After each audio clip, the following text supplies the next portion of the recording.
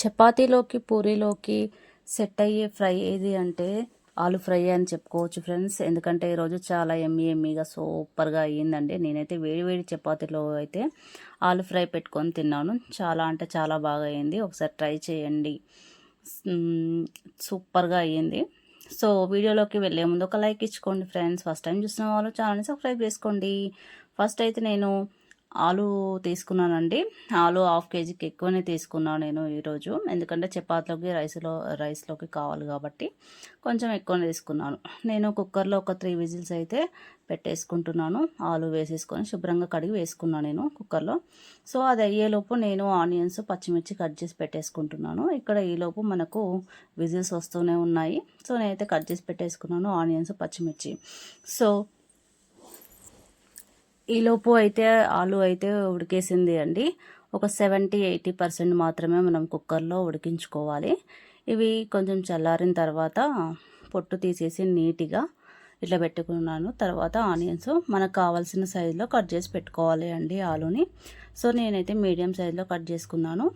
దీనికి ఫస్ట్ మనం స్టవ్ మీద ఒక బౌల్ పెట్టేసేసుకొని మనకు కావాల్సినంత ఆయిల్ పోసుకోవాలి. నేనైతే 4 బౌల్ పోసుకున్నాను. ఎందుకంటే రెగ్యులర్గా నేను 3 బౌలే పోస్తాను. ఈసారి అయితే 4 పోసుకున్నాను. ఎందుకంటే ఆలు ఎక్కువ ఉంది కాబట్టి. సో నేనైతే ఇక ఆనియన్స్ వేసుకుంటున్నాను. ఫస్ట్ జీలకర్ర ఆవాలు వేసుకున్నాను. తర్వాత జీలకర్ర ఆవాల తర్వాత ఎండుమిర్చి వేసుకున్నాను. ఫస్ట్ ఆనియన్స్ అన్నాను కదా, కాదు అండి, ఫస్ట్ జీలకర్ర ఆవాలు వేసుకున్నాను. ఎప్పుడు జీలకర్ర ఆవాలు తక్కువ వేసుకుంటాను కదా, సో మర్చిపోయి చెప్పేశాను. తర్వాత నెక్స్ట్ పచ్చిమిర్చి వేసేసుకోవాలి.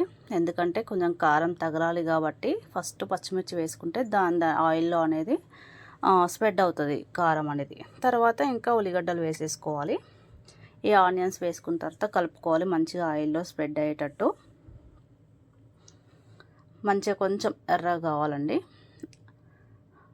అయిన తర్వాత మనము కొంచెం కరివేపాకు కొత్తిమీర వేసుకొని కలిపేసుకోవాలి. దీన్ని కూడా ఫస్ట్ టైం చూస్తున్న వాళ్ళు ఒక లైక్ ఇచ్చుకోండి గాయస్. చాలా సింపుల్ రెసిపీస్ కదా, ట్రై చేయండి. నెక్స్ట్ మినపప్పు గుళ్ళు వేసుకున్నాను. బాగుంటుందండి మినపప్పు కూడా వేసే తగులుతుంది, కానీ నేను లైట్గా వేసుకున్నాను. ఎక్కువ తినేటప్పుడు కూడా తగులుతుంటే చిరాకు అనిపిస్తుంటుంది కదా, కొంచెం లైట్గా వేసుకున్నాను. చూడండి ఎర్రగా అయిపోయాయి. నెక్స్ట్ ఇంకా అల్లం వెల్లుల్లి పేస్ట్ వేసేసుకొని పచ్చివాసన పోయేంత వరకు కలపాలి. కలిపిన తర్వాత నెక్స్ట్ పసుపు వేసేసుకోవాలి. ఆలు ఫ్రై అంటే ఎంతమందికి ఇష్టం అండి చెప్పండి. చాలా రెగ్యులర్గా చేసేవాళ్ళు ఎంతమంది ఉంటారు. ఎందుకంటే చపాతీలోకి అన్ని కర్రీస్ తినొచ్చు, పూరీలోకి మాత్రము చాలా అంటే ఎక్కువ ఆలు చికెను ఇలాంటివి ఉంటేనే తింటారు. కామన్గా రెండిట్లోకి మంచిగా తినగలిగే కర్రీ ఫ్రై ఏంది అంటే ఆలు ఫ్రై కదా ఫ్రెండ్స్. బాగుంటుంది ఆలు ఫ్రై రెండింటిలోకి. సో అల్లం వెల్లుల్లి పేస్ట్ పసుపు వేసుకున్నాక ఇందులోనే మనకు ఆలు కర్రీకి ఎంత కావాలో దానికి సరిపడినంత ఉప్పు సాల్ట్ ఇందులో ఇక్కడే వేసేసుకోవాలి. ఫస్టే వేసుకున్న తర్వాత మనం ఆలు కట్ చేసి పెట్టేసుకున్నాం కదా ఉడకబెట్టినవి, ఇది ఆయిల్లో మంచిగా స్ప్రెడ్ అయ్యేటట్టు కలుపుకోవాలి నిదానంగా. మనకు ఆల్రెడీ ఇక్కడ 80% ఉడికిపోయిందండి ఆలు. నిదానంగా కలుపుకోవాలి. కలిపేసుకొని